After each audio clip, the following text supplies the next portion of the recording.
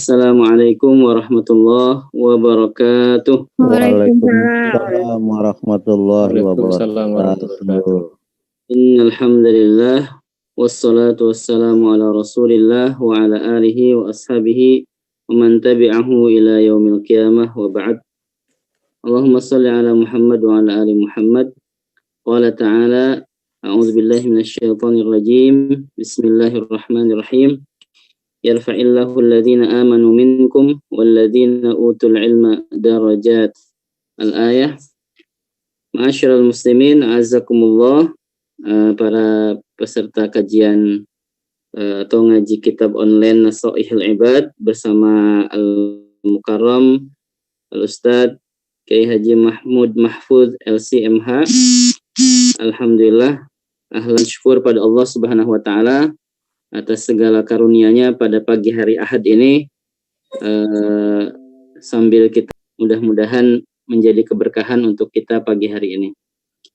Alhamdulillah, mari sama-sama kita awali dulu dengan membaca Bismillah. Alhamdulillah sudah masuk di pertemuan ketiga ya, dan insya Allah kita akan melanjutkan pembahasannya, dan mudah-mudahan istiqomah kita ngaji kitab ini sampai selesai kitab ya.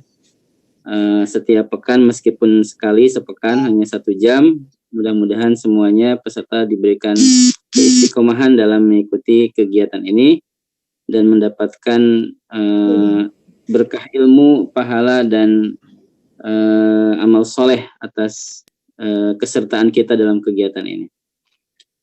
Baik, mohon maaf karena ada kendala jaringan di rumah, jadi nanti mungkin belum bisa share screen dari kajian Ustadz. Yang sudah mendapatkan kitab, silahkan dibuka ya kitabnya. Masih pembahasan tentang bab serba 2 As-Sunai ya, tentang Sunai, nasihat-nasihat serba 2. Selengkapnya akan disampaikan oleh Ustadz Mahmud Mahfudz LCMH. Kepada Ustadz kami persilahkan. Bismillahirrahmanirrahim. Assalamualaikum warahmatullahi wabarakatuh. Waalaikumsalam warahmatullahi wabarakatuh.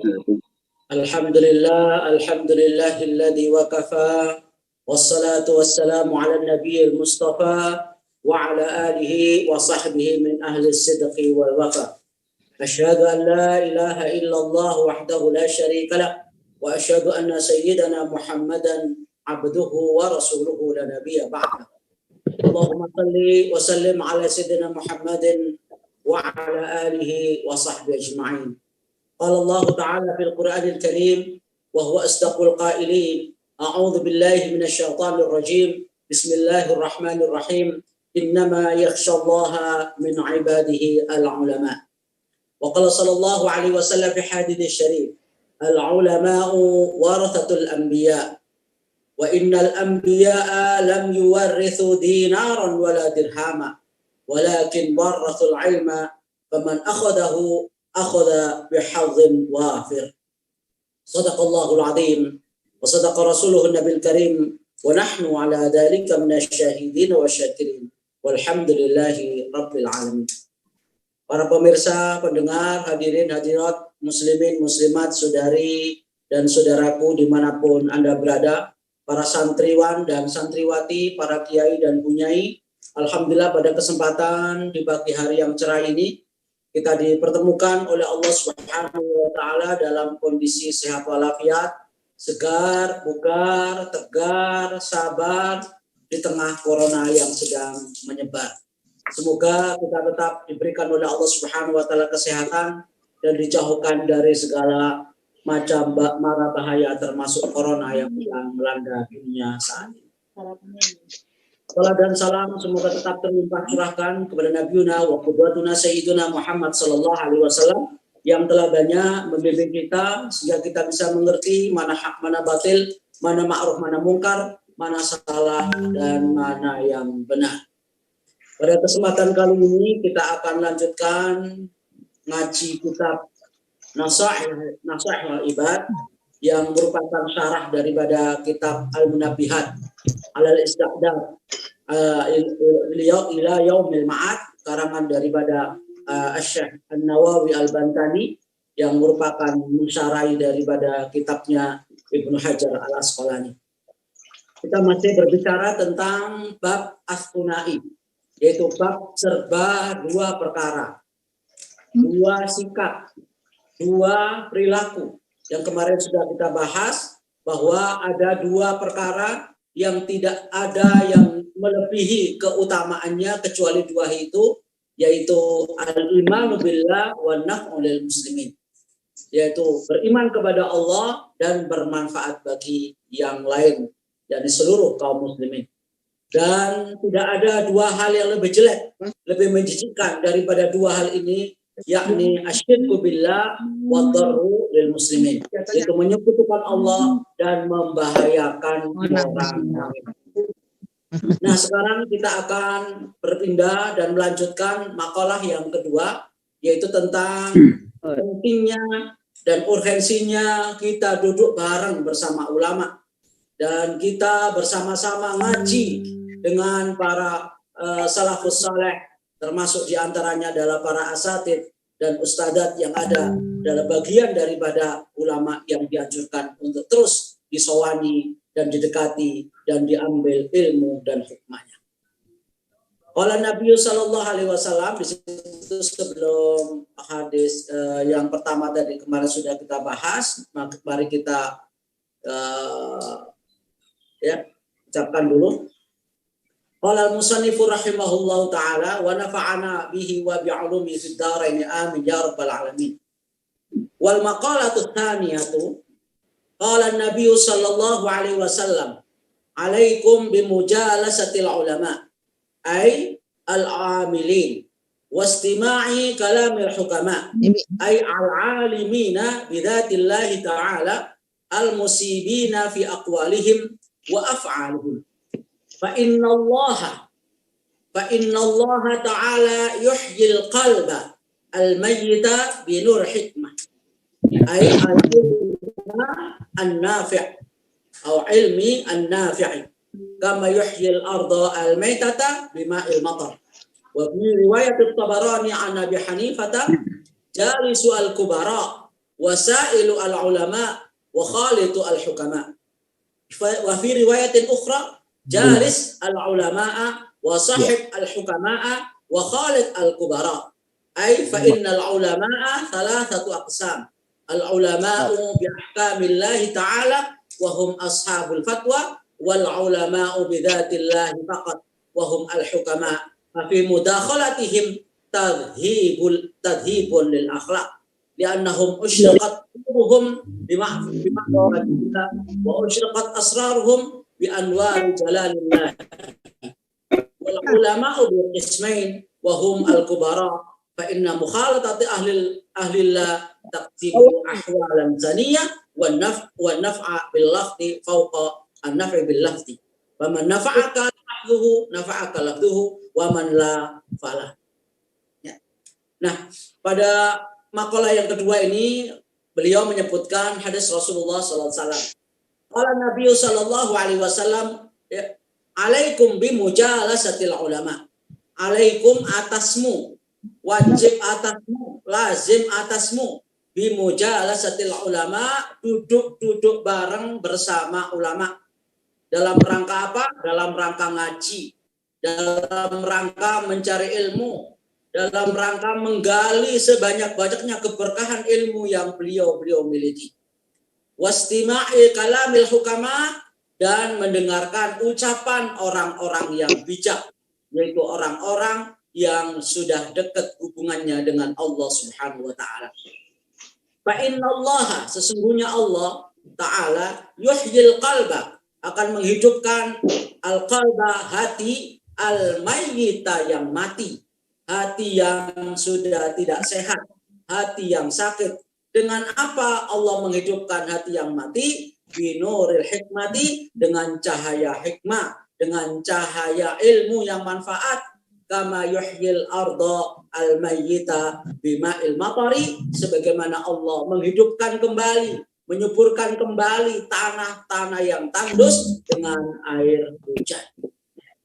Wa fi riwayat Tabarani, dalam riwayat Tabarani dikatakan an Abi Hanifah, dari Abi Hanifah, jalisu al-kubara wasailu al-ulama wa khalitu al-hukama. Ini dalam riwayat lain dikatakan duduklah bersama para pembesar ulama atau ulama-ulama besar atau ulama-ulama yang sudah senior.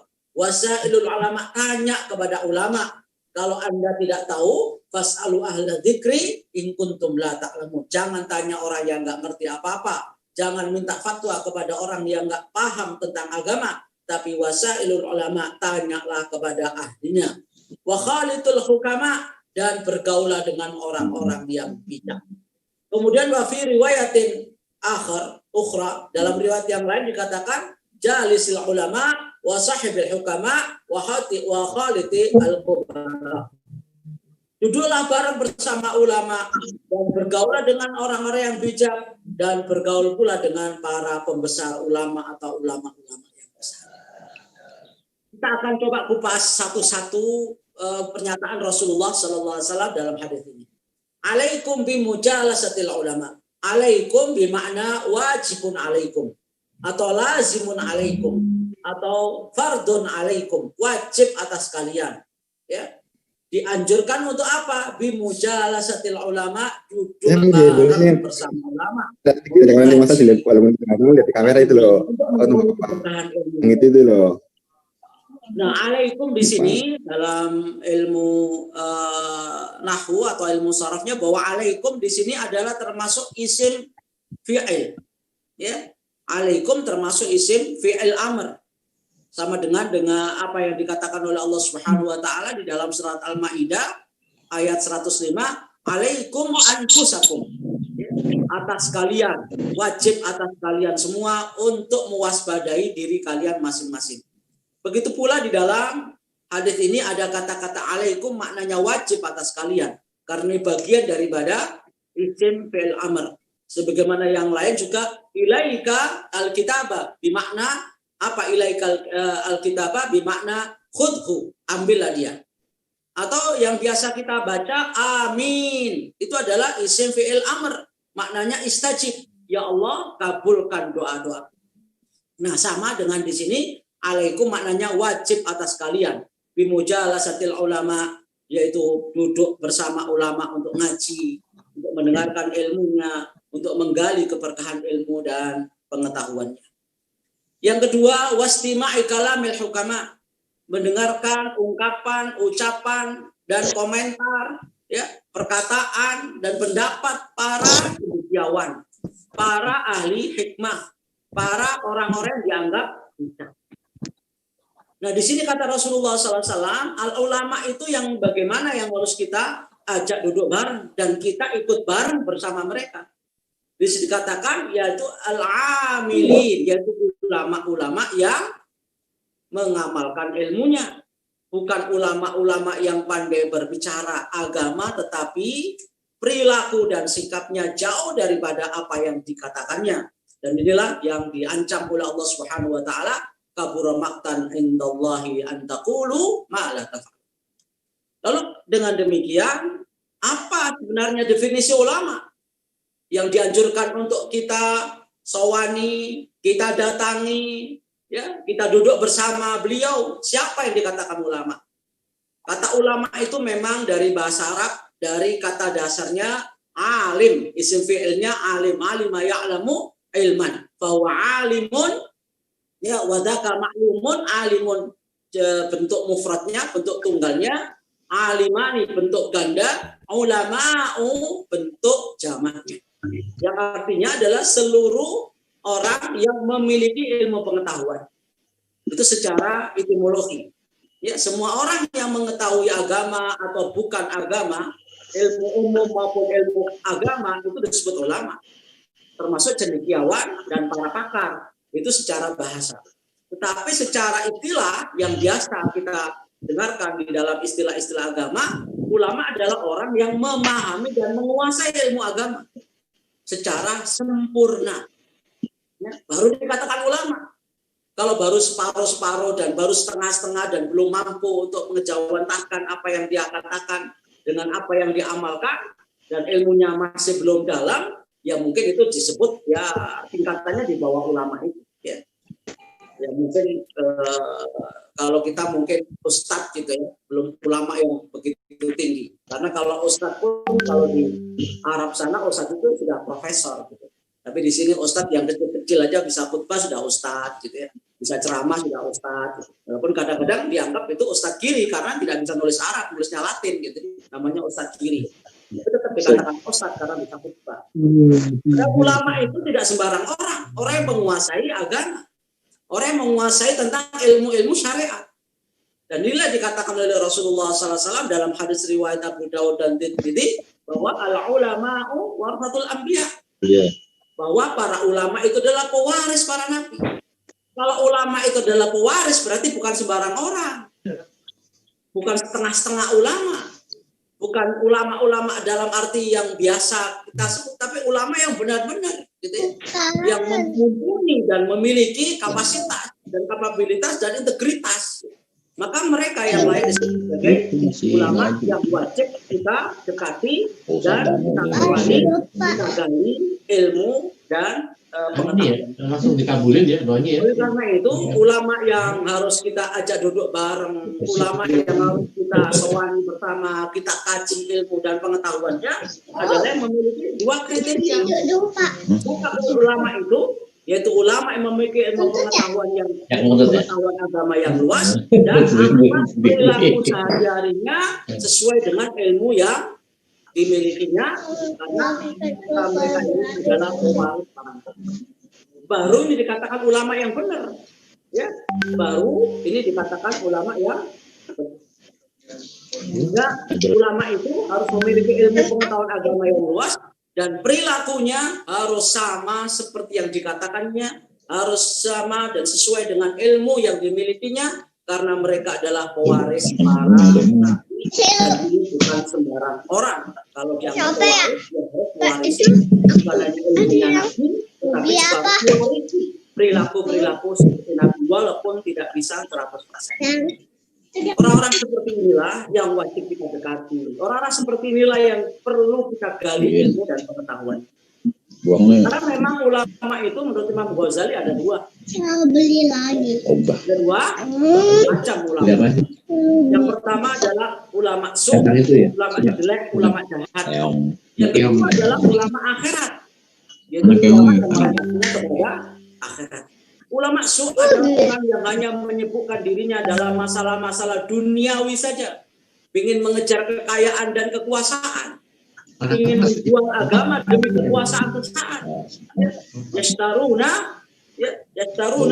ayatillahi wa yastaruna bi ayatillahi thamanan qalila. Mereka menjual ayat-ayat Allah Subhanahu wa taala dengan harga yang sangat murah. Nah, orang-orang seperti inilah, oknum-oknum ulama yang menjual agama seperti inilah yang biasa disebut dengan ulama atau ulama yang belum ya bisa membawa umat kepada kebenaran. Nah, sementara ada ulama yang lain namanya ulama akhirat, yaitu ulama yang selalu mengajak umat ini dekat dengan Allah, ulama yang selalu bisa membimbing umat. Ya jangan ditaruh sini lah. Dan orientasinya bukan duniawi semata, tetapi mereka mengajak umat ini ke jalan yang benar menuju akhirat dan akan menyelamatkan. Itu yang disebut dengan ulama yang biasa disebut oleh Imam Ghazali sebagai ulama al-akhir. Kita contoh seperti Imam Hanafi dan Imam Malik misalnya. Imam Hanafi ketika diminta oleh seorang khalifah menjadi qadhi, menjadi hakim, beliau menolak. Karena penolakannya inilah, menolak jabatan dari seorang khalifah menjadi seorang hakim atau sekarang jaksa agung, ya, atau mungkin ketua mahkamah agung, itu beliau nolak. Karena menolak, akhirnya beliau dipenjara. Kemudian akhirnya keluar lagi, ya, setelah keluar beliau ditawari lagi, maukah kamu, ya, untuk saya jadikan sebagai hakim oleh khalifah berikutnya. Ternyata beliau juga menolak. Akhirnya dipenjara lagi gara-gara penolakannya. Nah, di dalam penjara itulah karena diseksa dan dikriminalisasi dalam penjara, Akhirnya beliau pun wafat karena ya siksaan yang ada di dalam penjara. Begitu pula Imam Malik ketika ditawari menjadi seorang mufti oleh seorang khalifah Harun ar-Rasyid, ya, beliau juga menolak menjadi mufti. Padahal jabatan bergengsi, prestisius, ya, menjadi seorang hakim atau seorang mufti.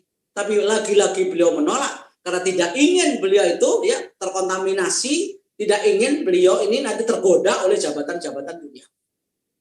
Bahkan beliau ketika diundang oleh Harun ar-Rasyid untuk mengajarkan anaknya privat di istana, beliau pun nolak.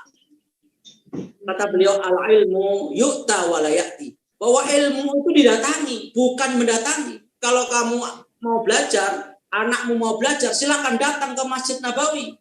Saya ada di sana, silakan anakmu ajak ke Masjid Nabawi biar bisa belajar bersama masyarakat yang lain. Akhirnya Harun ar-Rasyid bersama anaknya pun juga ikut ngaji di tengah-tengah masyarakat dan umatnya, yaitu di Masjid Nabawi. Ini menunjukkan bagaimana sikap ulama-ulama dahulu. Orientasinya bukan duniawi, bukan materi. Ya, sebagaimana oknum-oknum ulama saat ini barangkali jangankan jabatan-jabatan strategis seperti itu, diundang ke istana saja berebut, bahkan kalau nggak diundang, minta diundang agar bisa foto bersama, ya, agar bisa ada kenang-kenangan dan segala macam.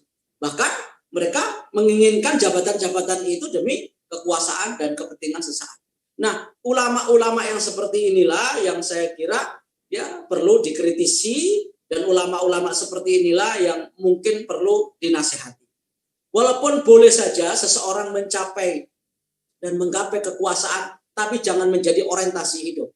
Kalau sudah ada dalam kekuasaan, mestinya digunakan kekuasaan itu sebanyak-banyaknya dan seluas-luasnya untuk membela umat dan rakyat yang sedang menderita, apalagi seperti kondisi saat ini sedang pandemi corona.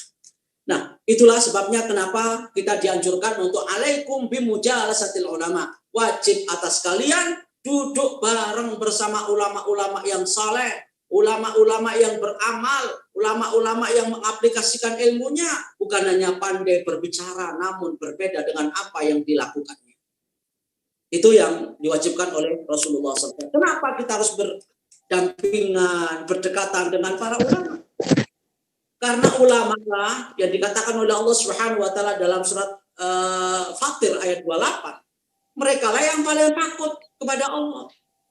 Karena mereka lah yang lebih tahu tentang Allah Subhanahu wa taala. Mereka lah yang makrifat tentang Allah, siapa Allah sesungguhnya, bagaimana azab Allah yang akan ditimpakan kepada mereka yang akan bermaksiat kepadanya. Maka dikatakan oleh Allah Subhanahu wa taala dalam surat Fatir ayat 28, innama yakhsyallaha min ibadil ulama. Sesungguhnya yang takut kepada Allah itu hanya ulama. Berarti semakin tinggi ilmu seseorang mestinya berbanding lurus dengan rasa takutnya kepada Allah. Bukan semakin tinggi ilmunya, maka semakin banyak akalnya untuk mensiasati agama.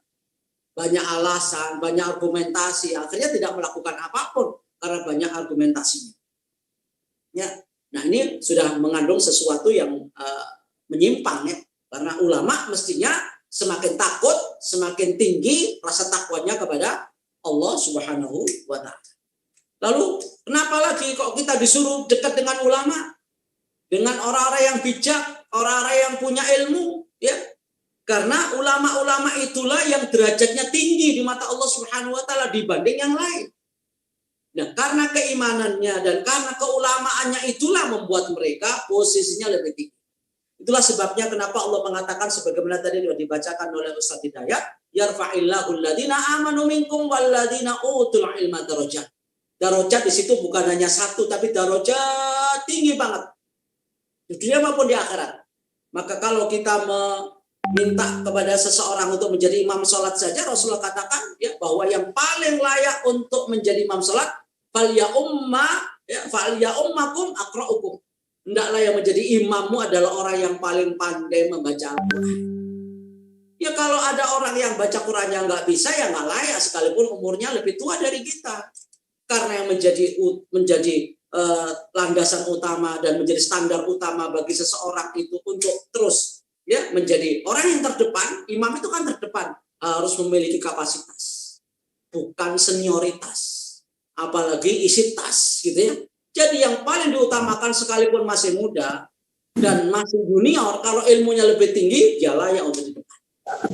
Itulah menunjukkan bahwa orang yang berilmu itu lebih tinggi. Oleh karena itu kita dianjurkan untuk dekat-dekat dengan mereka agar kita ya mendapatkan derajat yang tinggi sebagaimana mereka. Yang ketiga, alasannya kenapa kita harus duduk bareng dengan para ulama, mendengarkan ungkapan-ungkapan mereka. Karena al-ulama warathatul anbiya, mereka lah pewaris para nabi. Setelah nabi sudah tidak hadir lagi di muka bumi ini, kemudian digantikan oleh para sahabat digantikan oleh tabi'in, digantikan oleh tabi'in, dan semuanya adalah jajaran ulama. Karena mereka lah yang melestarikan, meneruskan semangat perjuangan Rasulullah SAW. Maka ulama, kata Rasulullah SAW, al-ulama warathatul anbiya wa innal anbiya lam yuwarithu dinaran wala dirham. Ulama adalah pewaris para nabi karena mereka tidak mewariskan harta benda berupa dirham dan dinar, walakin warathul ilma, mereka mewariskan ilmu pengetahuan. Faman akhadha bihadin wahid, barang siapa yang mengambil ilmu dari para ulama dan asatidzah itu adalah orang yang telah mengambil bagian yang cukup banyak dan besar. Itulah sebabnya kenapa kita harus menggali, kenapa kita harus ngaji seperti kali ini. Walaupun saya bukan ulama, saya ingin menjadi ulama yang lebih daripada ya kondisi saat ini. Maka kita harus banyak mendekati para alim, para ulama dan para sholihin yang memiliki agama, memiliki ilmu agama yang mumpuni. Kemudian berikutnya, ya, kenapa kita harus dekat dengan para ulama? Kita harus duduk dengan para ulama. Karena para ulama majelisnya itu adalah majelis taman surga. Majelisnya para ulama seperti kita saat ini. Umi.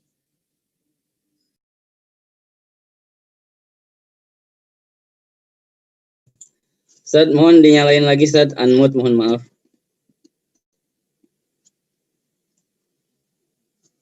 Ustaz Mahmud, afwan, mohon dinyalakan. Ya, mohon maaf. Untuk peserta perhatian untuk pastikan mute ya, karena pengajian sedang berlangsung. Silakan Ustaz. Jadi kenapa kita harus dekat dengan ulama, duduk bareng dengan ulama, ngaji dengan para ulama? Karena majelisnya ulama itu adalah cerminan daripada taman surga yang dihadirkan oleh Allah di muka bumi. Maka Rasul pernah mengatakan, idza marartum biriyadil jannah farta'u. Bila kalian ya ketemu dengan taman surga di muka bumi ini, ya kata Rasulullah, farta'u, mampirlah, transitlah. Kalau Anda sedang mendengar bahwa ada pengajian seperti kali ini atau pengajian-pengajian di tempat lain oleh ustadz dan ulama-ulama lain, segera matikan ya siaran yang lain dan alihkan siaran itu dan channel itu kepada pengajian. Karena itu adalah bagian dari taman surga yang dihadirkan oleh Allah di muka bumi ini.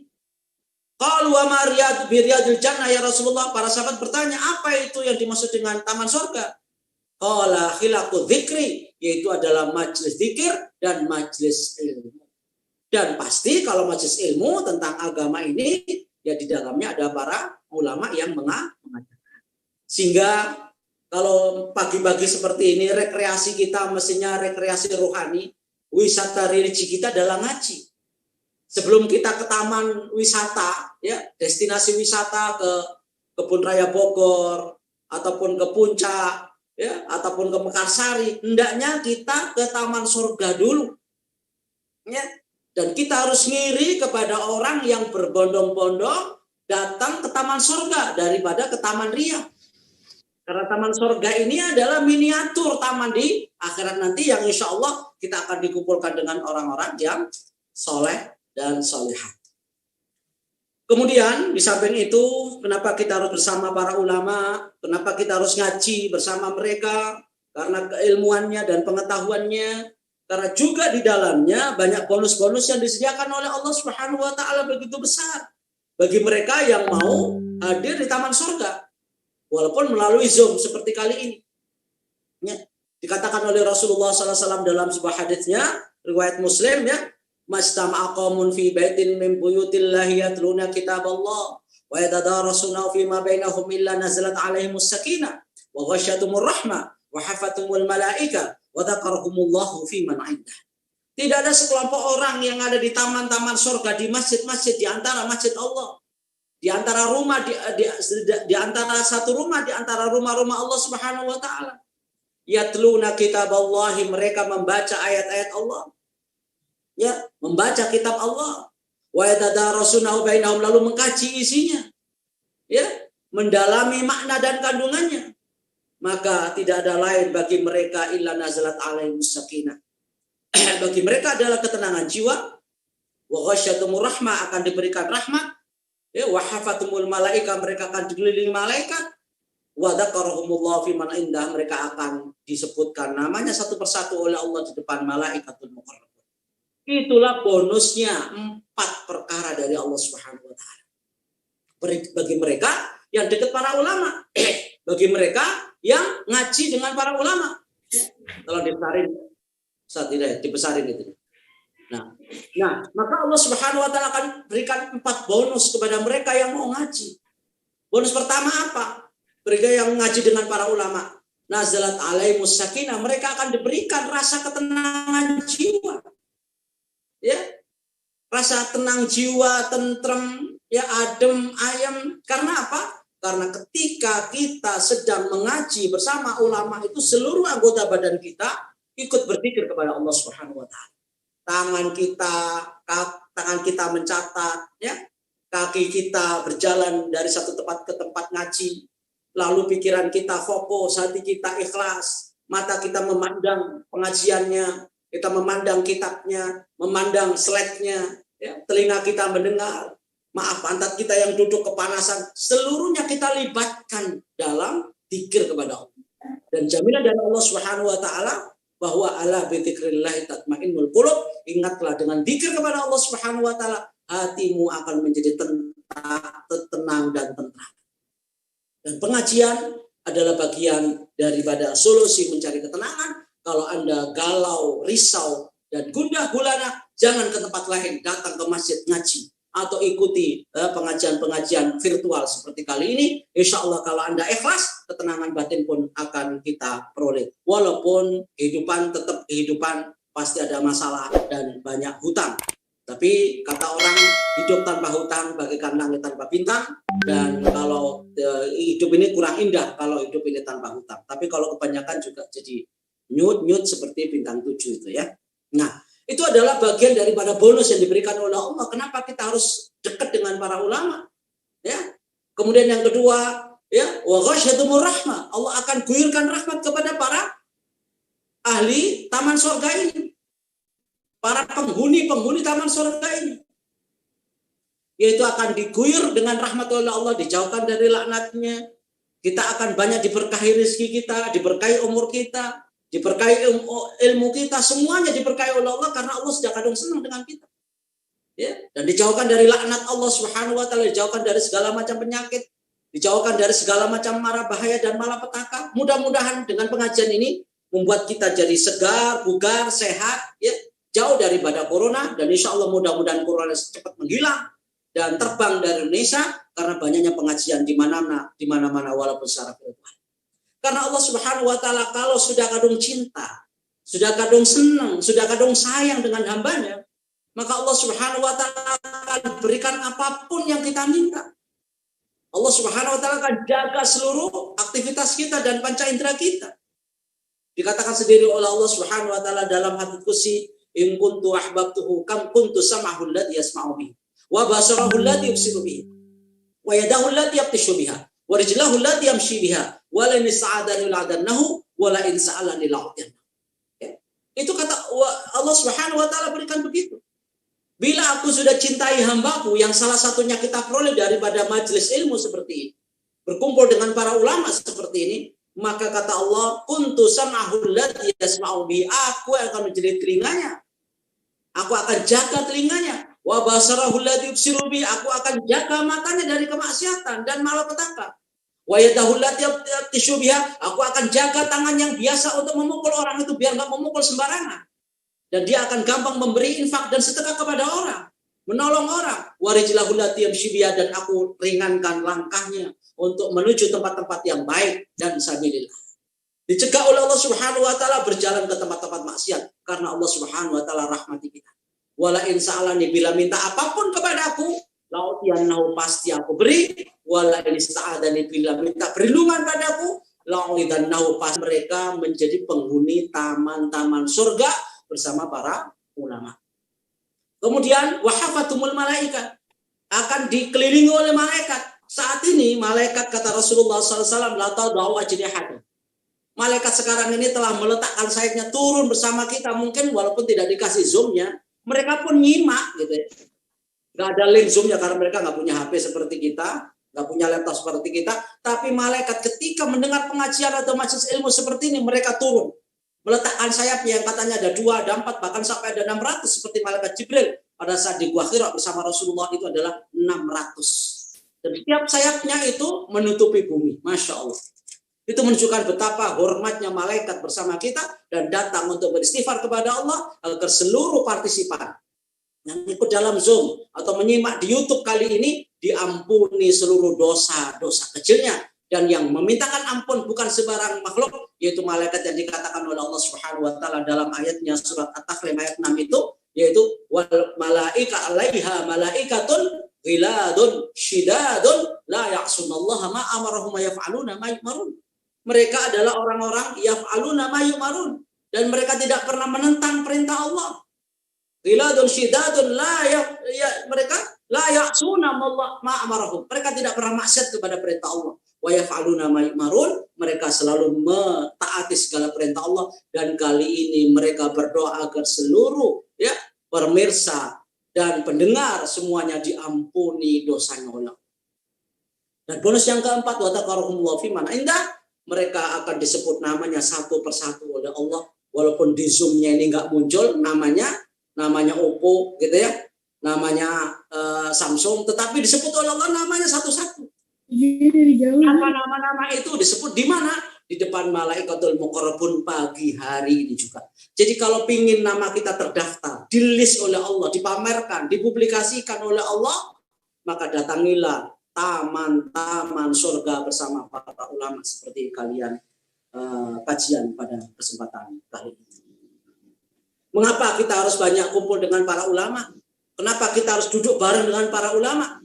Karena teman bergaul cerminan daripada diri Anda. Lanjut slide-nya ya.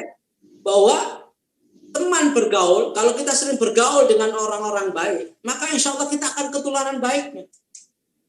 Karena almar'u ala dini khalilihi falyanzur ahadukum man yukhalil. Seseorang itu tergantung agama temannya.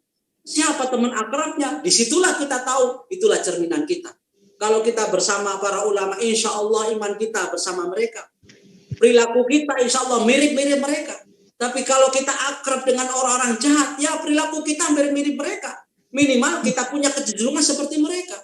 Walaupun tidak persis seperti mereka, punya kecenderungan dan sikap seperti itu. Karena agama seseorang tergantung siapa teman akrabnya. Dan orang yang punya teman akrab pasti punya titik persamaan. Tidak mungkin orang akrab itu punya titik perbedaan. Minimal hobinya sama. Sama-sama penidur, sama-sama pemakan, ketemu. Sama-sama demen goes, ya sama-sama dia akan sepedaan kemanapun akan ditempuh. Dengan membeli sepeda mahal, iya dia belain. Brompton yang harganya 300 juta, dia belain. Karena sama-sama punya hobi. Tapi kalau orang yang nggak hobi, apalagi nggak punya duit, ya nggak mungkin dia akan goes. Gitu. Karena nggak punya hobi, nggak akan ketemu. Maka harus cari teman akrab itu siapa. Nah, kalau kita berteman akrab dengan para ulama, para ustadz, asatidzah dan ustadzat yang lain yang punya kecenderungan kebaikan dan positif itu, maka kumpulah bersama mereka, ngajilah sama mereka agar ketularan energi positifnya. Maka kita harus mencari siapa yang sebenarnya menjadi teman akrab kita. Karena roh, al-arwahu junudun mujannadah. Roh kita ini, jiwa kita ini akan ketemu akrab dengan jiwa yang sama. Kalau sama-sama punya kegemaran dan hobi yang baik, hobi ngaji, akan ketemu dengan orang yang ingin ngaji. Tapi kalau ketemu orang yang nggak suka ngaji, nggak bakalan kita akrab. Gitu. Al-arwahu junudun mujannada, fama ta'arafa minha ikhtalafa, wa ma tanaqara minha ikhtalafa. Bahwa roh-roh itu bagaikan tentara yang tersusun. Jika saling mengenal, maka akan bersatu. Dan jika saling mengingkari, maka akan berpisah. Nggak mungkin orang yang mau ikut ngaji ini hatinya senang para ulama, nggak mungkin. Pasti orang itu nggak senang dengan para ulama, kecuali ada udzur syar'i. Orang yang benci pengajian, yang kriminalisasi para ulama, itu hatinya nggak suka ngaji. Yang membuli para ulama itu pasti hatinya memang nggak suka ngaji. Nggak suka pengajian, nggak suka kumpul ulama. Itu bisa dipastikan. Karena jiwa ini nggak bisa dibohongi. Itulah dikatakan bahwa ya al-arwahu junudun mujannada. Seperti demo 212. Kenapa orang sampai dari mana-mana datang? Karena ruhnya sama. Kalau ruhnya nggak sama, nggak bakalan datang. Padahal nggak diongkosi, gratis semua. Itulah arwah junudun mujannada, yaitu tentara-tentara yang tersusun dengan baik, rapi, tanpa digerakkan oleh siapapun, nggak usah dimodali, nggak ada penunggang di belakangnya, nggak ada dalangnya Allah Subhanahu Wa Taala. Yang mendalamnya Allah berkumpulnya jutaan orang itu, karena rohnya sama, maka hobinya pun sama, kesukaannya sama, ya kesenangannya sama, yaitu cinta para ulama dan membela agama Allah Subhanahu Wa Taala. Itu karena rohnya sama. Maka sebaiknya kita kumpul dengan ulama, ngaji bersama, dengarkan ilmunya, ambil berkahnya. Agar apa? Agar kematian kita ini sesuai dengan kebiasaan kita. Karena seorang, kata Imam Ghazali, ya, bahwa orang mati ketika dia main musik, ya matinya ketika main musik. Ya, ketika dia lagi di diskotik misalnya, ya dia akan mati di diskotik. Dan sering kita dengar di tempat prostitusi pun juga banyak orang meninggal. Mungkin sudah kebiasaannya seperti itu. Ketika minum minuman keras, ya dia mati karena sudah kebiasaannya seperti itu. Maka Imam Ghazali mengatakan, yamutul mar'u ala ma ashalai wa yuhsyaru ala ma mata alai. Seseorang itu akan mati, slide berikutnya. Seseorang akan mati sesuai dengan kebiasaannya. Jadi kalau kebiasaannya ngaji seperti ini, kumpul-kumpul, insya Allah kita husnul khatimah. Ketika ngaji zoomnya belum mati, kita mati duluan. Ya, ngaji belum selesai, kita dicabut nyawanya oleh Allah. Maka sering kita lihat orangnya sedang sujud, sedang ada di dalam masjid. Beliau meninggal dalam keadaan sujud. Karena memang mungkin kebiasaan mereka, hobi mereka sujud kepada Allah Subhanahu Wa Taala. Tapi bagi mereka yang sedang nyanyi di panggung, lagi joget-joget langsung jatuh pingsan dan mati di atas panggung ketika nyanyi. Karena apa? Hobinya nyanyi. Apalagi nyanyinya tidak benar. Kalau nyanyi baik mungkin husnul khotimah. Tapi joget-joget yang nggak benar bisa menjadi sul khotimah. Ya. Jadi yamutu al-mar'u ala ma asya alaihi. Bahwa orang mati itu sesuai dengan kebiasaannya. Wa yusyaru ala ma mata alaihi, dan dia akan dibangkitkan sesuai dengan keadaannya saat dia mati. Ya kalau dia mati dalam keadaan joget, nanti akan joget-joget tuh. Kalau lagi nenggak pil koplo, ya dia akan dibangkitkan seperti orang yang mabuk, seperti minum pil koplo. Sakau. Ya, geleng-geleng begitu. Ya, kalau di tempat prostitusi itu lebih bahaya lagi, dia seperti orang melakukan kejahatan dan kenistaan itu.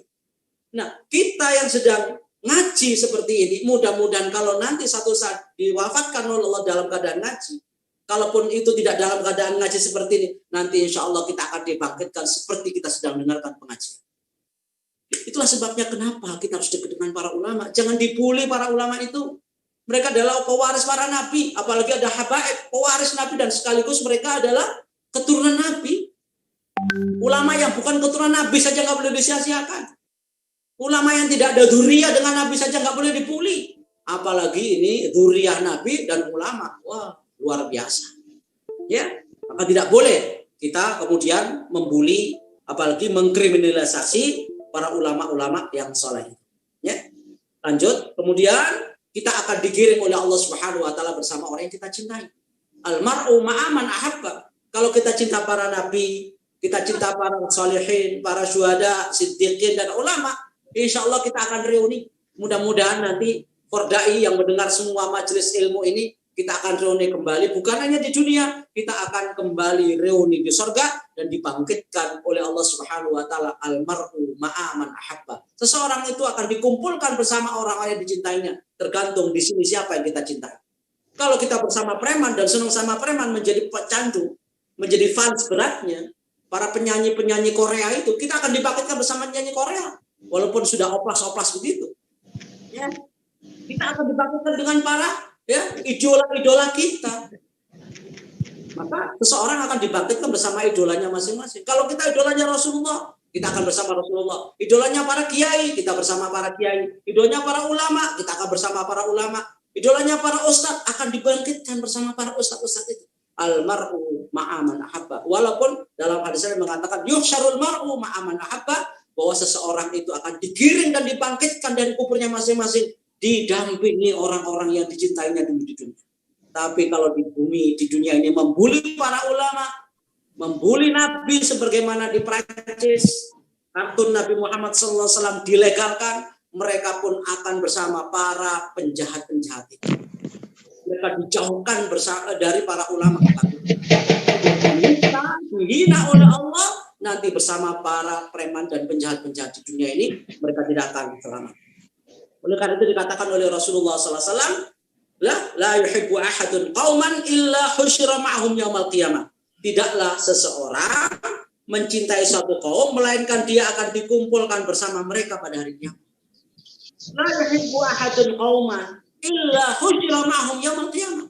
Tidaklah seseorang mencintai suatu kaum, yaitu kaum ulama, kaum salihin, salihat, melainkan dia akan dikumpulkan kembali mereka di akhirat nanti bersama orang-orang yang dicintai dulu. Kalau kita cinta para ulama, syuhada, salihin, insya Allah kita akan bersama mereka. Mudah-mudahan ini dikabulkan oleh Allah Subhanahu wa taala.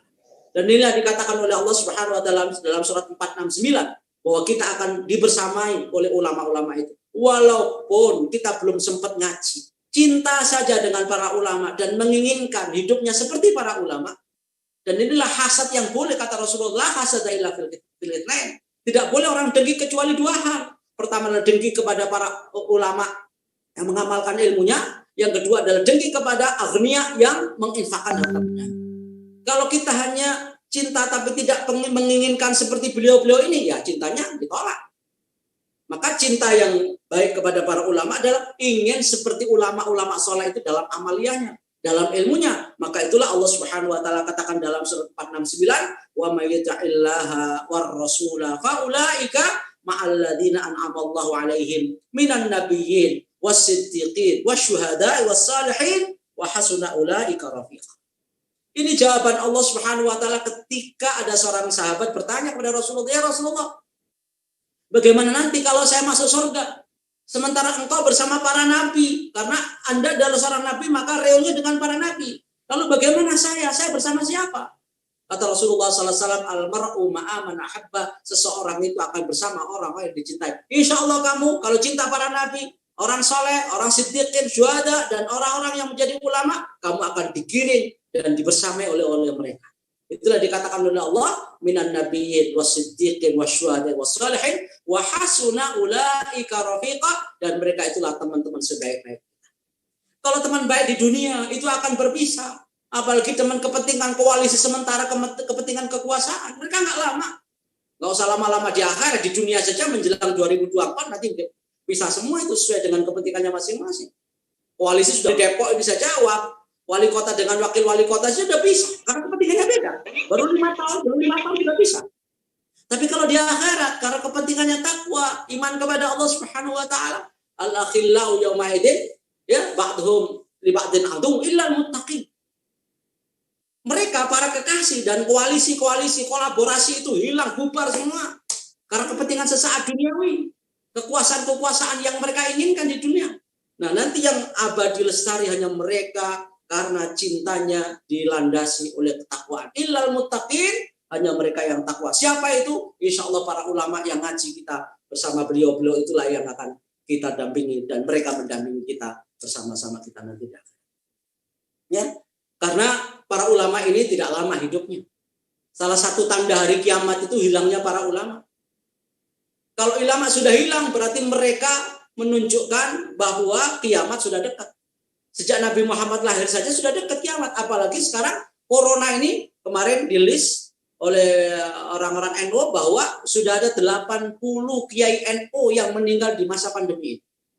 Ya, terlepas dari itu konspirasi atau bukan, bahwa itu ada 80 kiai. Dalam sehari saja ada 3. Ya, ada 3, salah satunya Kiai Haji dari Pelosok, Pondok Pesantren Pelosok, kemudian dari Lamongan, kemudian dari Genggong, Probolinggo. Semuanya ulama besar meninggal dalam satu hari. Itu menunjukkan bahwa Rasulullah SAW pernah mengatakan bahwa min asyratis saati ayyurfa'ul ilmu wa yathbutul jahlu wa yushrabul khamru wa yadharuz zina. Di antara tanda-tanda kiamat itu adalah hilangnya ilmu dan banyaknya kebodohan, banyaknya minuman keras diminum dengan terang-terangan, dan zina di mana-mana. Nah, sekarang banyak ulama-ulama yang meninggal itu menunjukkan bahwa mereka memang ya dicabut oleh Allah Subhanahu wa taala, dan dicabutnya para ulama bukan hanya nama dan jasadnya, tapi bersama ilmunya. Sehingga kalau matinya ulama berarti matinya ilmu. Wafatnya ulama berarti wafatnya ilmu. Sehingga yang tersisa hanya orang bodoh-bodoh. Yang tersisa hanya orang-orang yang tidak mengerti agama. Itulah sebabnya dikatakan oleh Rasulullah SAW dalam hadis lainnya. Innallaha. Slide berikutnya. Innallaha la yaqbidul ilma intiza'an yantazi'uhu minal ibad. Ya. Walakin yaqbidul ilma biqabdil ulama. Hatta idalam yubqi aliman ittakhadan nasu ru'usan juhalan fasu'ilu fa'aftau bighairi ilmin fadallu wa'adallu. Masya Allah. Riwayat Bukhari Muslim ini ya. Bahwa sesungguhnya Allah Subhanahu wa taala tidak akan mencabut ilmu dengan mencabut begitu saja ilmu dari kepala kita, dari perpustakaan kita, dari file-file kita, bukan. Allah nggak nyabut begitu. Walakin yaqbidul ilma biqabdil ulama. Allah mencabut ilmu itu dengan mematikan dan mewafatkan para ulama-ulama senior, ulama-ulama hebat. Sekarang ini sudah sering kali kita temukan ulama-ulama sudah mendahului kita. Yang tersisa adalah kita-kita yang barangkali belum mencapai derajat ulama. Hatta dalam yubqi ahadan, sehingga tidak ada satupun seorang alim di muka bumi ini. Ittakhadan nasu ru'usan juhalan. Karena nggak ada orang alim. Orang alim pun kalau mencalonkan jarang dipilih. Orang soleh nggak jaminan dipilih. Karena walaupun punya kapasitas, punya integritas, tapi nggak punya tas, ya nggak kepilih. Ya, sekarang jadi pemimpin bisa jadi mereka yang bukan alim, nggak ngerti agama, bisa jadi kepilih. Karena mungkin isi tasnya banyak, walaupun tidak punya kapasitas dan integritas. Maka dikatakan oleh Rasulullah, ittakhadan nasu ru'usan juhalan. Mereka akan mengangkat pemimpin-pemimpin bodoh. Bukan ditanya tanpa ilmu. Ini halal, ini haram, mau dari ulama. Mereka ketika masih hidup kita tidak mau ngaji. Ketika kita masih hidup dan punya kesempatan nggak mau membaca buku-buku dan karya-karya tulisnya. Maka oleh sebab itu nanti di akhirat bagi kaum syuhada yang sudah mereka meraih derajat tinggi, syuhada itu kan jaminan surga. Tapi mereka, kata Ibnu Mas'ud, mereka pingin ya nanti kembali bangkit di akhirat itu menjadi ulama. Walaupun ketika mati syahid dia bukan ulama. Kenapa? Kata Ibnu Mas'ud, karena mereka tahu kedudukan ulama itu tinggi. Dibanding kaum syuhada, ulama itu tinggi kedudukannya. Bersama Nabi. Ya, kalau mereka adalah orang-orang yang saleh, ulama-ulama yang al-akhirah itu. Maka orang-orang yang mati syahid yang terbunuh di medan perang, mereka dibangkitkan oleh Allah Subhanahu wa taala, mereka pingin bersama ulama, pingin menjadi ulama, pingin seperti ulama, karena mereka tahu betapa tingginya ya, kedudukan ulama di mata Allah Subhanahu wa taala. Itulah sebabnya ya keutamaan seorang alim terhadap ahli ibadah itu berbeda.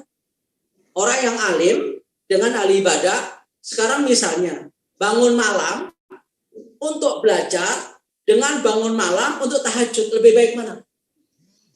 Lebih utama mana? Misalnya orang belajar untuk ngaji besok atau untuk ngajar besok. Sementara selain yang sebelahnya, dia tahajud aja nggak belajar sampai subuh. Setelah subuh tidur lagi nggak mau ngaji karena ngantuk. Beda dengan alim belajar malam untuk ngaji besoknya. Itu lebih utama orang yang belajar malam daripada tahajud. Kenapa? Ilmu manfaatnya untuk dirinya dan orang lain. Tapi kalau tahajud manfaatnya untuk diri sendiri, tahajud untuk diri sendiri, mulia-mulia sendiri, soleh-soleh sendiri. Tapi kalau alim itu memuliakan orang lain dan ya, di mana rembulan akan menerangi segala ya, alam ini di tengah kegelapan malam, bahkan seperti bulan purnama di tengah-tengah bintang ke bintang yang menyebar di langit sana.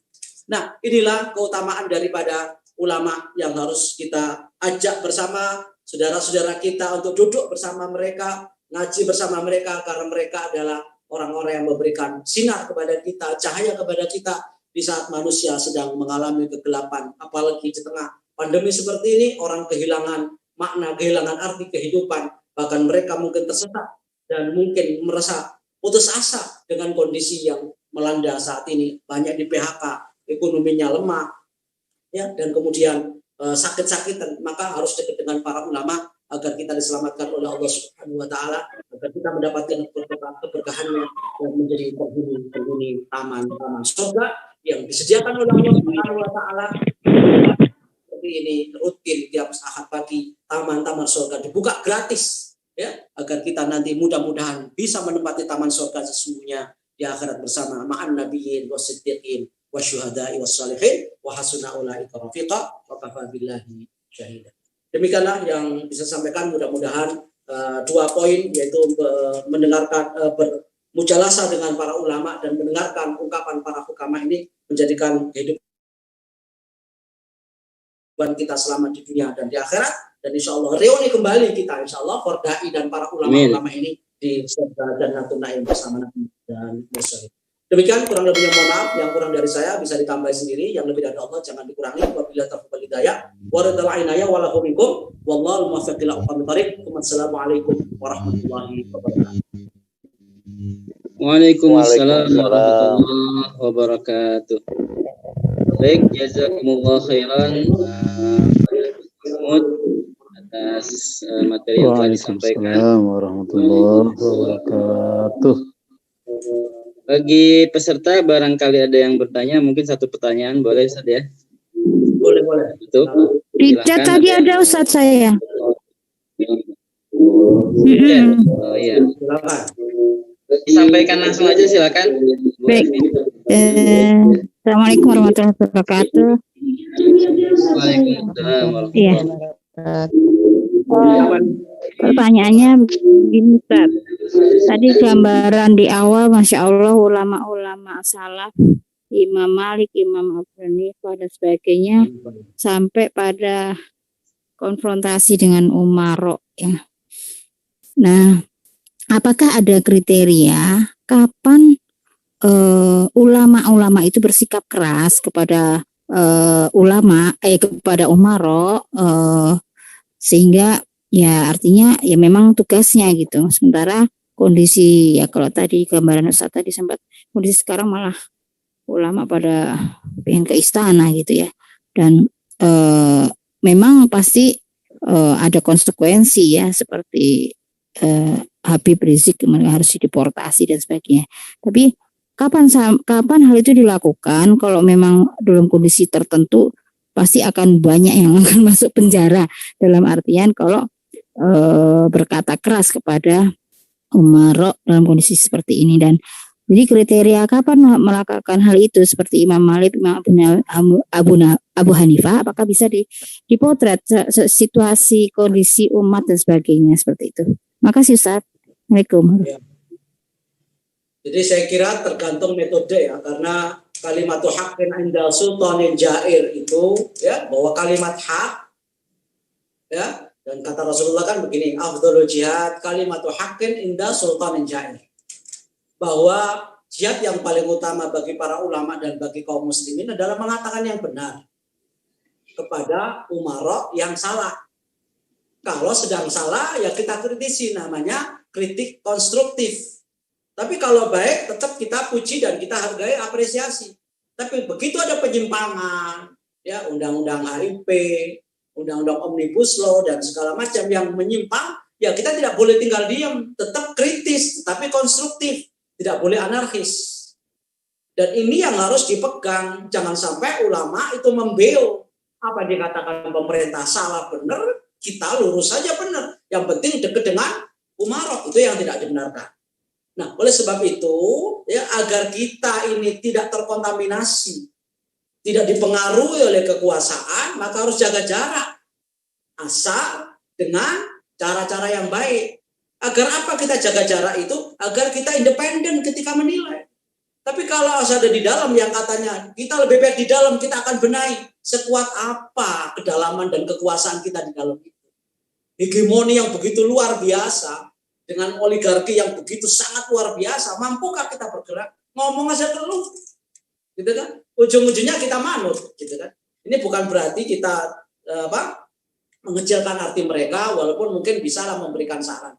Tetapi mungkin yang dipandang oleh Imam Malik atau Imam Abu Hanifah tidak begitu kuat kalau dia menjadi seorang jaksa agung atau mahkamah agung. Kalau sistemnya masih seperti itu, gitu. Maka beliau lebih memilih mundur, memilih tidak mau dijadikan hakim maupun mufti, karena mungkin mereka atau mereka-mereka ini lebih baik ada di luar, bisa memotret ya kesalahan dan kekurangan pemerintah, sehingga kalaupun memberikan saran dan kritikan itu bebas, tidak ada tendensi macam-macam, kecuali amar ma'ruf nahi mungkar, tapi tetap dengan cara yang baik, dengan ya wasilah yang baik, dengan metode yang baik. Karena bagaimanapun itu kan sudah diajarkan oleh Allah Subhanahu wa taala, mengajak dengan cara-cara baik, ud'u ila sabili rabbika bil hikmati wal mau'izatil hasanati wajadilhum. Kalaupun dia harus berdebat, billati hiya ahsan, dengan cara yang lebih baik. Kalau mau'izah itu kan monolog, dia sendiri yang ngomong. Tapi kalau sudah dialog, kritik itu kan dialog, nanti akan dibalas oleh yang dikritik, kan begitu. Maka perlu dengan cara yang lebih baik. Wajadilhum billati hiya ahsan, dengan cara ungkapan yang baik, dengan metode yang baik, dengan argumentasi yang baik. Bukan asal omong, bukan hanya sekedar kata orang Jawa asal jeplak, tapi argumentatif dan konstruktif. Dan itulah yang namanya kritik yang baik, namanya nasihat. Nasihat itu memberikan solusi, bukan hanya mencaci dan membunuh. Begitu kira-kira wallahu a'lam. Jazakallah khairan, Ustaz. Ulama juga katanya, ya. Jazakallah khairan. Itu ulama karena beliau adalah pernah di majelis ulama, ya. Mudah-mudahan. Barakallah fikum ya. Tapi hanya menunjukkan, ya. Ya. Jazakumullah khairan Al-Ustaz Gus Mahmud yang telah memberikan jawaban dari Bu Evi tadi, ya. Insyaallah banyak majelis-majelis Gus Mahmud ini nanti kami juga akan share. Selain di Fordai, beliau banyak mengisi di Semarang, di Jakarta, ya, di berbagai tempat karena online, ya. 5 menit bisa pindah saja, ya, ke Semarang, bisa pindah ke Australia, ya. Luar biasa. Jerman. Dan beliau sering mengisi kajian-kajian di luar negeri juga, ya, baik sebelum pandemi ataupun saat pandemi ini melalui online. Insya Allah kita lanjutkan pertemuan keempat pekan depan. Alhamdulillah pagi ini baru satu hadis, ya, tentang mujalasatul ulama wastima'il hukama. Luar biasa penjelasannya. Jadi alon-alon saja kita, yang penting kita bisa menyerap, ya, apa yang disampaikan. Insya Allah Bapak Ibu sekalian, kita akan lanjutkan terus setiap pekan. Kemudian bagi yang belum punya kitabnya silahkan dihubungi ke panitia atau ke admin, insya Allah kami sediakan baik yang Arab ataupun terjemahannya. Kita cukupkan dulu untuk pagi hari ini, terus pantau kegiatan Fordai, mudah-mudahan bermanfaat dan mohon doanya bagi Fordai agar terus bisa memberikan manfaat pada umat sekalian. Mari sama-sama kita akhiri kegiatan ini dengan baca doa kafaratul majlis.